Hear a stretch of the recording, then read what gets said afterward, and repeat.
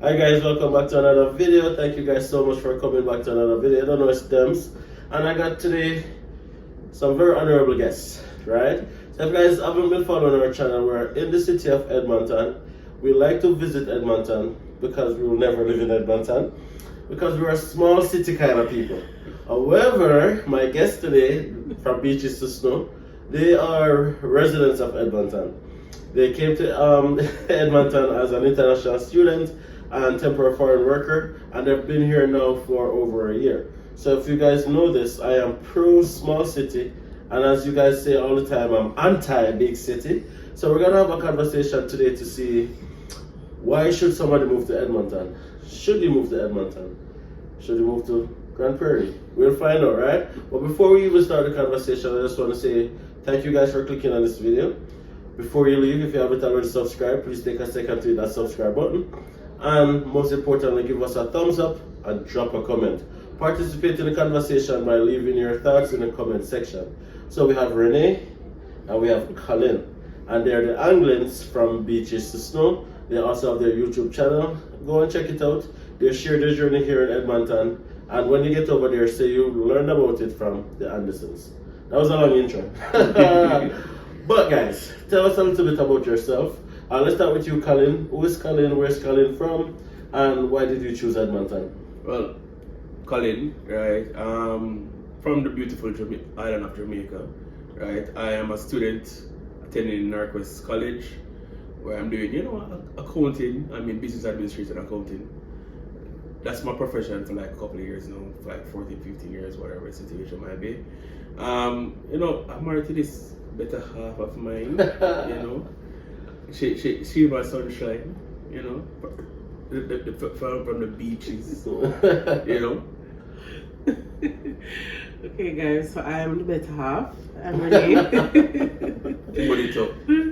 Country girl from Jamaica. Hold on, which country is that? Like, which part is Jamaica? Wochi. Colin, you're from Senton as well? No, Kingston. Kingston, okay. Alright, so country girl. Yeah. Moved to Kingston, met my lovely husband. The inferior half.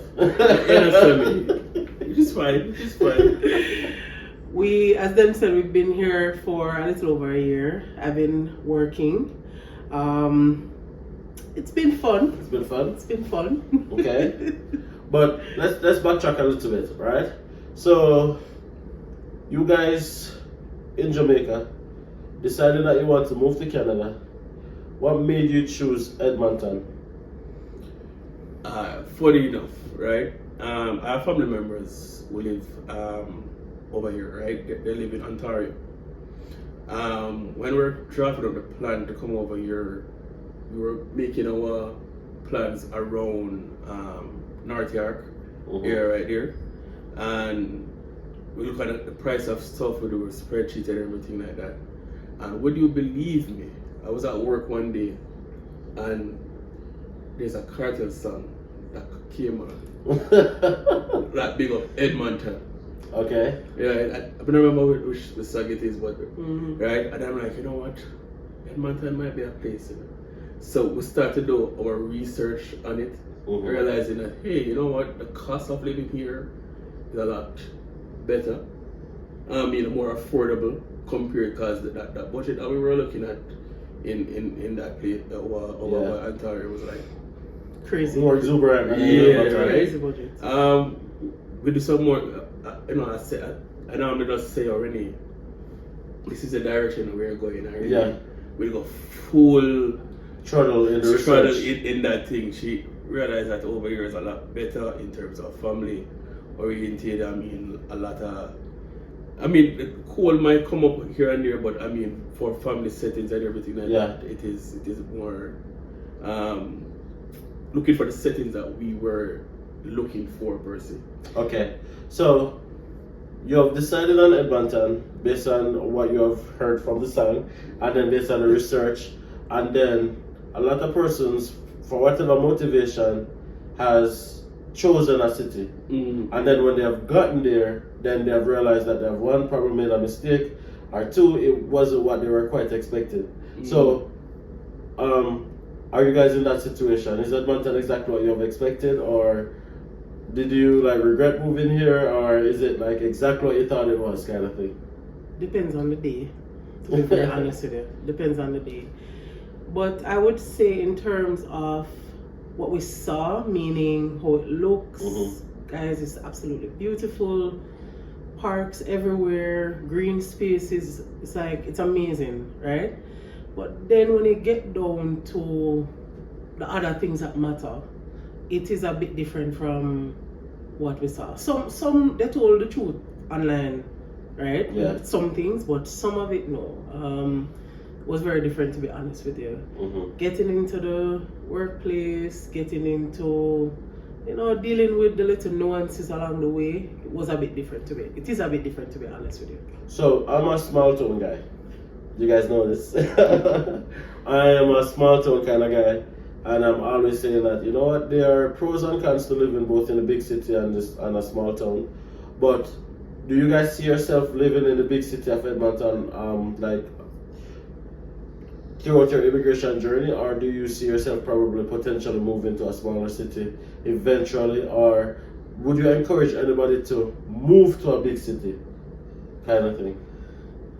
I'll answer that in terms of, it depends on what it is that you're looking for. The first question that you asked, if you see yourself staying here in big city, I mean, for the foreseeable future, yes, but nothing is written in stone, right? But as it stands right now, I'm seeing where this is Okay. right. It has a wide variety of stuff, guys, in terms of if you're missing a taste of home or anything like that, that might be a case. There's Definitely one of the pro. That's one of the pro. Yeah. I mean, there's some not so good stuff here as well, right? But I mean, the diversity is also a good thing. You see people from every background here. that's true. I mean, that is it across most of Almost Canada, Canada, but right? in Edmonton it is pretty much a melting pot. Yeah. Right. Another thing is that living in the city, especially downtown where we live, you get to see almost everything. So I personally would encourage persons to move to the big city, just even if it's just for the experience. But talk about employment. Was it easy to find employment when you just moved here? Right? And this is something that somebody who's thinking of moving here probably wants to know as well. Now, am I going to be able to find a job, or how hard or easy will it be for me to find a job? No, it depends on who you're asking the question, which one of us you're asking the question. It's different for both of us. Yeah. Right? Now, I've always said this, guys. If you watch our channel, you will hear me say this all the time. Apply a month or two before you come over here. That's what helped me to get a job. Okay. Right? I basically secured a job before I got here, so it was pretty easy for me, right? And even after that, after I left that job, it was pretty easy again to find something. Right? And you were on an open work permit, Yes, so right, you right. had more flexibility. Exactly. There was no restrictions or limit as to where you could work. Exactly. So probably that's why it was a little bit easier. Exactly. I Okay. agree with that. For the student, because I took the first term off, where I was just focused strictly on school. But when I dropped back in to look in the job market, it was a bit difficult for me. A major drawback, persons would like what I bring to the table in terms of my resume, my background, and everything like that. But once I tell them that, hey, my limitation is just 20 hours per week, that's where things took a nosedive for a second. Yeah. You understand me? So I mean, it's a case where if you're looking for something in your field, it's might be a little bit more ticklish. Not saying that it's impossible to get, but just know that the possibility or the probability of it happening Is much smaller. much smaller. Okay, let's talk about cost of living. Now, for the small city, I always say that things depending on what exactly you're referring to, like in terms of housing costs, groceries, whatever, might varies from place to place. But I think it's more expensive in a big city. But I don't know. I've never lived in a big city. What would you say is the average rent for a 2-bedroom here in Edmonton? Well, when we just got here, because believe it or not, in 1 year, things have changed drastically. When we just got here, on average, it was somewhere between, I would say, like 14 to 17, depending on where you are. And what you're getting in a unit as well. Right. Okay. Because some units would have in-unit laundry, which is considered probably some a luxury over here in certain places. Some persons might have parking situation, whatever situation might be. So it all depends on what it is that you're looking for in that unit. Gotcha. Now, you said things have changed drastically in the sense that things has gone up, or is it still within the 40 to 70 in price range? I would say it has gone up a little. I think it's now anywhere between about 1,600 to, believe it or not, $2,000. And see, in the small city of Grand Prairie is just getting to the 14 to 17 mark, because Grand Prairie was actually between 12 to 14, right? So, like for example, I know persons who are paying rent for 1,300. That's now being raised to like 1,500 for a 2-bedroom, very modest, very decent kind of thing. So, I think where rent is concerned, the smaller city will be a little bit cheaper because demand and supply. Naturally. But I think groceries is cheaper in the big city though than the small city. Yeah, you wanted to say something, Renee? Just to add one more thing in terms of the rent. Bear in mind though, I'm talking more about downtown, right? The further out you go from downtown, it gets cheaper. And it all depends on what you want. We also have to drive 30 minutes across town, which costs you more. Basically. Yes. Guys, Edmonton transportation is more or less reliable. So there's that. There is reliable transport, but there also the risk of crime, which you will see that is something that somebody might want to know. Like, is Edmonton as dangerous as what is being advertised right now? Because crime seems to be like, and what I narrow it down to is just a big city problem. It is. Anywhere you have over 1 million people, you're gonna have the undesirables. Let's call it that, right? And then crime is gonna become a factor. But I think over the past couple of years, crime has definitely become not a factor, but a problem in Edmonton. Would you guys agree with that? Yes. Totally. So would you say that Edmonton has some level of danger? I would definitely say that, but then again, it's not that. I don't want to say concerning, because I mean I'm still able to walk without looking over my shoulder that much. So it's not. So are you saying it's not systematic in the sense that it's not widespread, but it's more like targeted? Like, for example, persons who are like probably involved in that life, it's within that community, or does it affect people who are not involved? A bit of both. A bit of both. Yeah. A bit of both. We have, being a big city, we have issues with homeless persons, and you can never predict what it is that they're going to do or say, or whatever the situation might be. Yeah. Some might just be very gentle or whatever the situation might be, and don't say anything to you or do anything to you. Others might approach you and try. Yeah. I get it, but it's first world problems, and it's not as bad as where we're coming from. So we see it as nothing. We can navigate and manage this very easily. But for somebody who's not used to it, that's true. It's gonna be a big issue, a big challenge. So I 100% understand. Now, tell me, how do you guys deal with this traffic? What traffic? What do you mean, what traffic? What traffic? Guys, there is basically no traffic in Edmonton. Like, comparing it, we used to live in Kingston, and when you travel, well, actually St. Catherine, and when you travel between Kingston and St. Catherine, there is a lot of traffic. You're in traffic for hours sometimes, right? So when I compare it to that, there is really no traffic. Well, see, when I compare Edmonton to Grand Prairie, where like there's no traffic, and then I come to Edmonton, and then I'm like, you know, then there's like a lot of traffic, so it's really relative, right?